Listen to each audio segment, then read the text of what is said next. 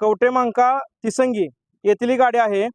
तर या गाडीचं मॉडेल आहे 2005.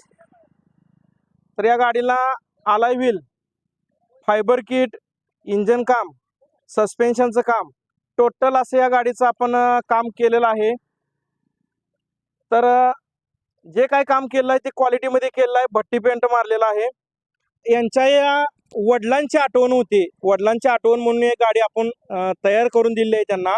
तर कदम साहेबांना विचारूया की गाडीचं काम आवडले का आणि त्यांना त्यांची गाडी ओळखू आली का. एक नंबर काम झालं आहे. मनापेक्षाही एक नंबर उत्तम काम झालं. धन्यवाद मिस्त्री.